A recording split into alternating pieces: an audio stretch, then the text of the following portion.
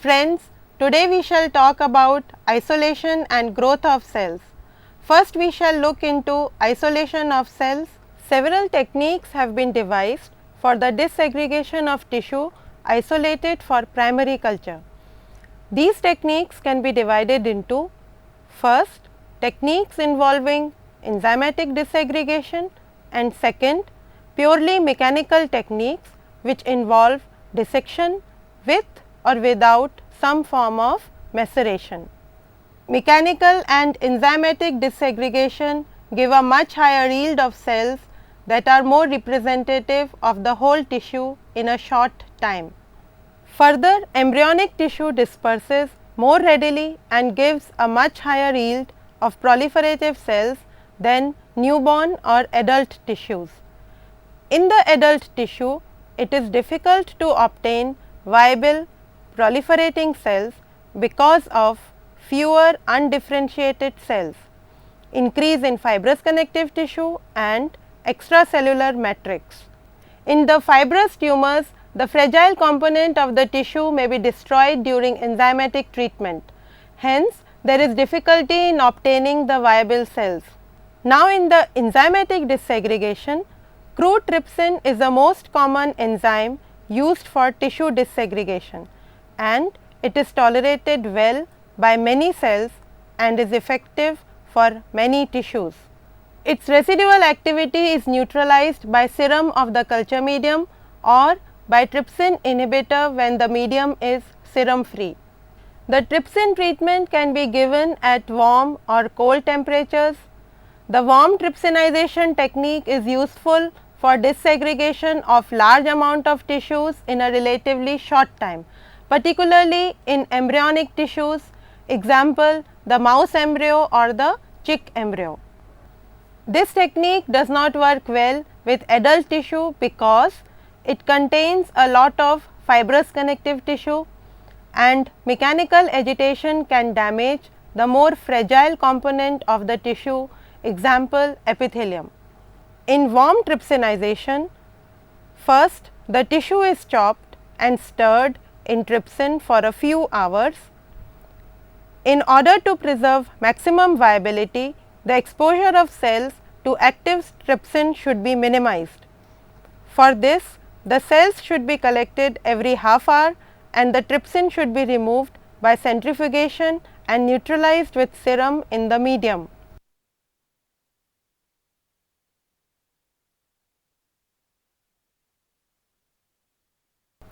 Prolonged exposure of tissue to trypsin at 37 degrees centigrade may damage the cells. Hence, we come now to cold trypsin method. In order to minimize the damage to cells, the tissue is soaked in trypsin at 4 degrees centigrade for 6 to 18 hours to allow penetration of enzyme with little activity.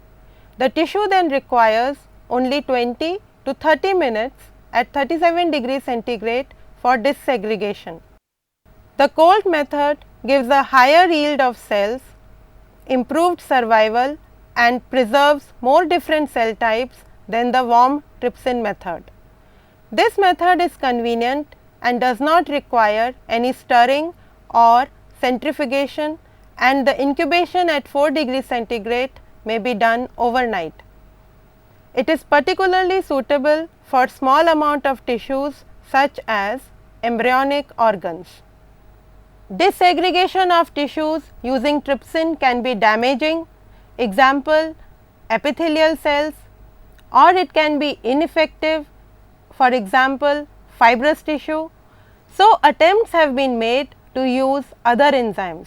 Since the extracellular tissue contains collagen, collagenase has proved to be effective for the disaggregation of many tissues, for example embryonic, adult, normal and malignant tissues. This technique is very simple. Finely chopped tissue is placed in complete medium containing enzyme and then incubated. When the tissue is disaggregated, collagenase is removed by centrifugation. It is of greatest benefit when the tissue is either too fibrous or too sensitive to trypsin. Crude collagen with contamination of non-specific proteases is often used. More highly purified grades are available, but they may not be as effective as crude collagenase. Dissegregation in collagenase is suitable particularly for culture of human tumors, mouse kidney, human adult and fetal brain, liver, lung and many other tissues, particularly epithelium. This method does not require mechanical agitation or any special equipment. One of the disadvantages of this method is that it can be expensive because the amount of collagenase required will be more. These were the enzymatic methods for cell separation, namely the warm trypsin method, the cold trypsin method and the collagenase treatment. Now, enzymatic disaggregation is labor intensive. Also, there is a risk of proteolytic damage to the cells during enzymatic digestion. Therefore, mechanical disaggregation of cells is sometimes preferred. The alternatives include pressing the dissected tissue through a series of sieves of gradually reduced mesh size, or forcing the tissue fragment through a syringe with or without a wide gauze needle, or pipetting it repeatedly. This procedure may cause mechanical damage, but gives cell suspension more quickly than the enzymatic digestion. This technique is suitable for soft tissues such as spleen, embryonic liver, embryonic and adult brain, some human and animal tumors. When the availability of tissue is not a limitation and the efficiency of yield is not important, mechanical disaggregation may be used to obtain good yield of viable cells in a short duration. This was about the separation of cells. These cells can now be grown in vitro. For the cells to grow in vitro, the conditions should be similar to in vivo condition. So, now let us talk about the optimum conditions for growth of cells. The most important aspect here is sterility. This is to avoid contamination by microorganisms, since the cells are grown in a nutrient media. In sterility, we can look into aseptic technique, sterilization of all items and addition of antibiotics and fungicides to the medium. In sterility, the aseptic technique includes certain do's and don'ts such as separate clean and sterile culture room with double door entry to prevent direct air contact. There should be no storage items, no water bath and no sink in the culture room. Cells should be grown using laminar hood flow. Cross contamination between samples should be avoided. No coughing and sneezing over the samples. There should be sterile, separate incubators, etc. For sterilization, all the items used in culture should be sterilized by one of the following techniques, including irradiation, heat or filtration. Irradiation is generally done on large scale commercial basis by short exposure to gamma rays or UV rays. Heat can be given as dry heat at 160 degrees centigrade for 60 to 90 minutes, or moist heat where steam at 8 kg pressure and 115 degrees centigrade is applied for 20 minutes. For filtration, which is important for all liquid media, reagents and serum which denature with heat are sterilized by filtration with nitrocellulose membrane of 0.22 to 0.45 micrometer pore size. Antibiotics and fungicides, even though all items have been sterilized and aseptic technique is used, still antibiotics and fungicides will be added to the medium. The use of antibiotics and fungicides should be absolute minimum as a safety net. The commonly used antibiotics are penicillin and streptomycin, and fungicides used are namely nystatin and amphotericin B. Culture vessels are also an important part of growth of cells. Slightest toxicity will have a damaging effect. Hence, the substrate material used could be a borosilicate glass, since it has no lead, less toxic and it is reusable, or sterile disposable plastic available commercially can be used. Then media and additives. All media are made up of balanced salt solution, which is a mixture of salt and glucose, and other additives such as amino acids, vitamins, oxygen, serum proteins, growth factors, etc. For steady temperature, the incubator should be maintained at 37 degrees centigrade and the pH of the medium should be maintained at 7 to 7.4. When cells are isolated from a tissue grown in vitro for the first time and before subculturing, they are regarded as primary cultures. Characteristics of primary cultures are: they are heterogeneous with low growth fractions, they are more representative of cell types in the tissue from which they are derived and in tissue specific properties. Primary cultures may lack many of the cells present in the original tissue which were unable to attach and survive in vitro. When the primary culture has increased to occupy all the available substrate, there is now need to subculture. From the first subculture onwards, they are now called as secondary cultures. As the cells proliferate, then any non-dividing cells or slow dividing cells would be diluted out. Hence, it may be necessary at this stage to select specific cell types by cloning, selective cultures or physical cell separation. From a very heterogeneous primary culture containing many of the cell types present in the original tissue, a more homogeneous cell line appears after subculturing. This process has high practical importance as subculturing allows expansion of culture, possibility of cloning, characterization and preservation, greater uniformity of cells, large amount of consistent material suitable for prolonged use, and also causes loss of specialized cells and differentiated properties. When primary culture is subcultured or passaged, it becomes known as cell line. If a cell line transforms in vitro, it gives rise to continuous or infinite cell line, but if the cell lines with limited lifespan are produced, they are known as finite or discontinuous cell lines. These finite cell lines grow through limited period of cell generations, usually between 20 and 80 cell population doublings before extinction. Now, what are the properties of finite and continuous cell lines? Finite cells would be euploid or diploid, while continuous cells would be aneuploid or heteroploid. The finite cells are normal cells, while the continuous cells have transformed and hence are immortal. The growth control has altered.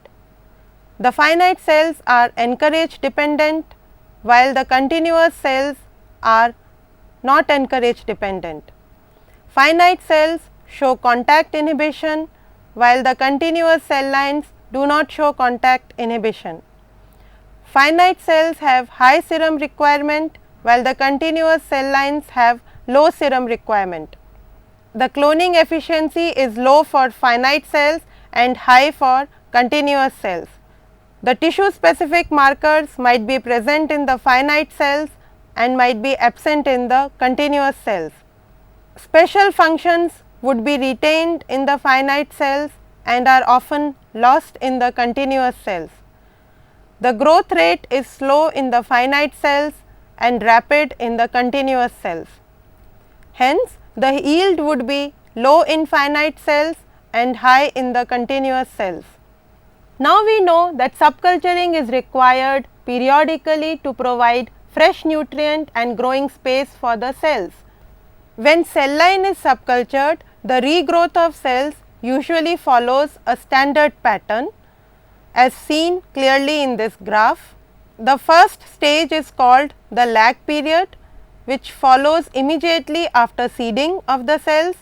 This lag period is followed by a log phase, which is a period of exponential growth, and lastly a plateau phase, when cell density is so high that all the available substrate is occupied, or when cell concentration exceeds the capacity of medium, the growth stops or is greatly reduced.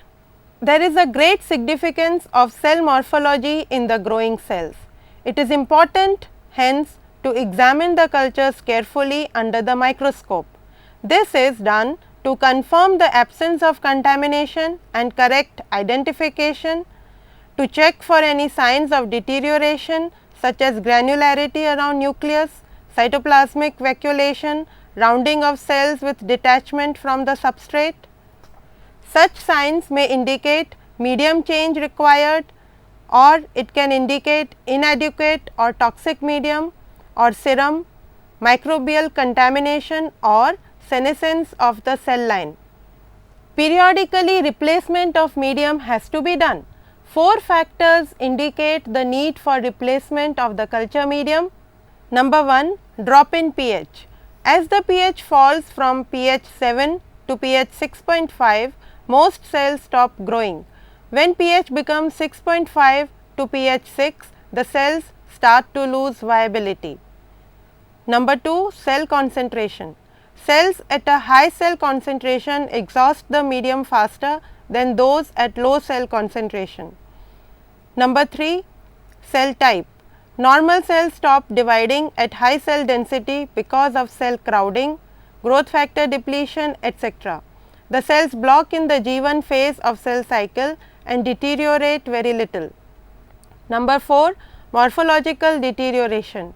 This factor must be checked by regular examination and familiarity with the cell line. If deterioration is allowed to progress too far, it will be irreversible, as the cells will tend to enter apoptosis. Then frequently the cells have to be subcultured. So, what are the criteria for subculturing? Most important is density of the culture. Normal cells should be subcultured as soon as they reach confluence. If left more than 24 hours, they will withdraw from the cell cycle and the lag phase will be longer when they are reseeded. Transformed cell should also be subcultured on reaching confluence. Although they continue to proliferate even on reaching confluence, they will deteriorate after about 2 doublings and reseeding efficiency will decline. The second criteria is exhaustion of the medium. If a fall in pH occurs so rapidly that the medium must be changed more frequently, then subculture may be required. It can be noted that the sudden drop in pH may also result from contamination. Time since last subculture. Strict schedule for subculture should be followed so that the cells have reproducible behavior and can be monitored. Ideally, seeding density for cells should be standardized so that the cells be subcultured after 7 days with medium change every 3 to 4 days. Deviation from this pattern then signifies a departure from normal conditions or deterioration of the cells. Ideally, cells should be subcultured between the middle of the log phase and before they enter the plateau phase. In maintenance, once a culture is initiated, it will need a periodic medium change, which is called as feeding, which is followed eventually by subculturing, called as seeding. This has to be done if the cells are proliferating. The intervals between feeding and subculturing vary between cell lines and depend on the rate of growth and metabolism. Rapidly growing transformed cell lines such as the HeLa cells are usually subcultured once per week and medium changed 4 days or even later. More slowly growing, particularly non-transformed cell lines may need to be subcultured only every 2, 3 or even 4 weeks and medium change weekly between subcultures. Some informations like changes in pH and turbidity in the media can be obtained from simple visual observation of the cultures. Hence, the process of subculture involves number 1, removing the growth media, number 2, washing the plate, number 3, dissociating the adhered cells, usually enzymatically with trypsin, although some cells may be removed by repeated pipetting or gentle scraping. Number 4, checking the cell viability and counting. Every time before culturing, the cell viability and cell counting should be done. Cell viability can be checked by using vital stains such as trypan blue. The viable cells appear bright and unstained, while the non-viable cells appear as stained blue. The cell counting can be done with hemocytometer. The final step is diluting the cell suspension in fresh media. The cells can grow as monolayer cultures or suspension cultures. What are monolayer cultures? When cells grow as adherent layer, it is known as monolayer cultures. Till now, we have seen about the growth of cells in monolayers. To revise, maintenance of monolayer cultures involve periodic change of medium. During medium change, the non-viable cells which are floating will also be removed, and subculturing of the cells when they reach confluence. This involves incubation of cultures with a dissociating agent such as trypsin for a brief time to detach the cells. The cells are then centrifuged, viability and counting done before reseeding them. Example of cells growing as monolayer cultures are amniotic fluid, skin, kidney, lung and HeLa cells. The other type of cultures are suspension culture, which are also called as non-adherent or non-adhesive cultures. Cells that grow continuously in suspension either because they are non-adhesive, such as the leukemic cells and murine ascite tumors, or because they have been kept in suspension mechanically, are called as the suspension cultures. The advantages here is that for subculturing no enzyme treatment is required. Subculturing is done by simply diluting out the cells. If we want to compare the monolayer and suspension culture, we can go through this table. For monolayer culture, trypsin passage is required, it is limited by surface area, while for suspension culture, trypsin passage is not required, the cultures are diluted out, the cells are not limited by the surface area. Growth properties, contact inhibition and cell interaction are observed in monolayer cultures, while in suspension culture a homogeneous suspension is observed. Monolayer cultures are used for cytology, mitotic shake-off, in situ extractions and continuous product harvesting, while suspension cultures are used for bulk production and bulk harvesting. Monolayer cultures are applicable to most cell types including primary cultures, while suspension cultures are used only for the transformed cells. Here we come to the end of the growth of cells. So, what are the advantages and limitations of the cell culture? The advantages include controlled physico-chemical and physiological environment, which includes pH, temperature, osmotic pressure, oxygen, carbon dioxide, etc. Tissue samples are invariably heterogeneous. Homogeneity is achieved through serial passages. Number 3, it is economical because fewer reagents are required than in vivo, and most important, legal, moral and ethical issues of animal experimentation are avoided. The limitations are culture techniques require strict aseptic conditions. Furthermore, cells from multicellular animals do not normally exist in isolation. expertise is needed to know the requirement of the system and to diagnose the problems as they arise. Huge amount of effort and material goes into the production of relatively little tissue.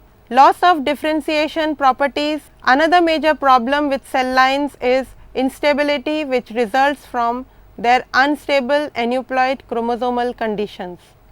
In this program, we dealt with isolation of cells, which included the enzymatic methods and the mechanical methods.